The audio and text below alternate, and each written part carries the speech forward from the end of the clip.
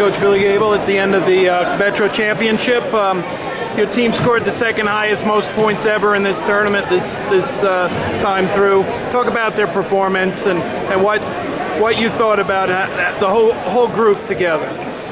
Well, I was telling the paper earlier, about 10 minutes ago, we have a pretty tough traveling schedule. We went to Minnesota, went to Temecula Valley, California, and we got back. And, I know the kids are tired, but I demand a lot from them. So I think the kids, you got a lot of cut weight, you're traveling and you're eating, and but with all that being said, the kids just responded today and yesterday. Asked them to step up and get some things done and not worry about how they felt. Some of them are sick. I'm like, you need to fight through that because you never know what happens at the state tournament.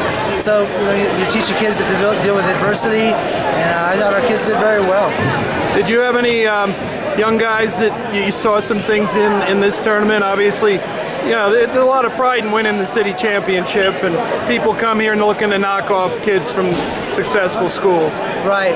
Well, I think USA Wrestling and Doherty do a wonderful job.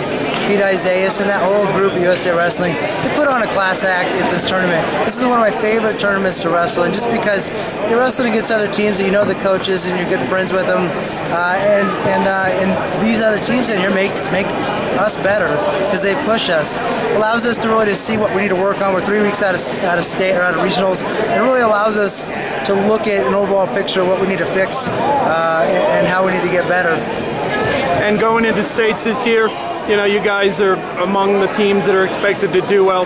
How good can this group do when it gets to the end? Well, I want to answer. I forgot one thing. A couple kids that stood out, but I want to focus on one. I don't want to bring too much light to him, but I had a 138-pounder that decided last second I had to pull him in to wrestle.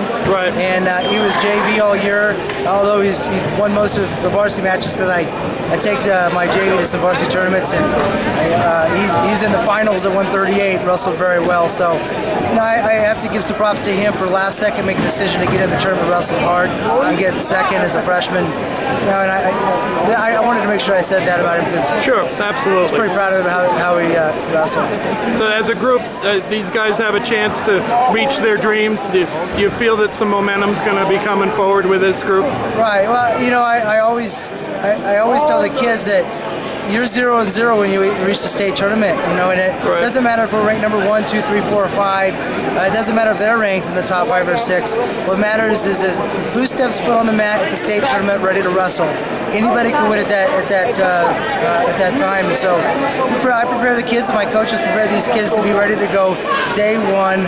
Obviously, there are favorites because you got kids coming back, they're state champs and this and that, but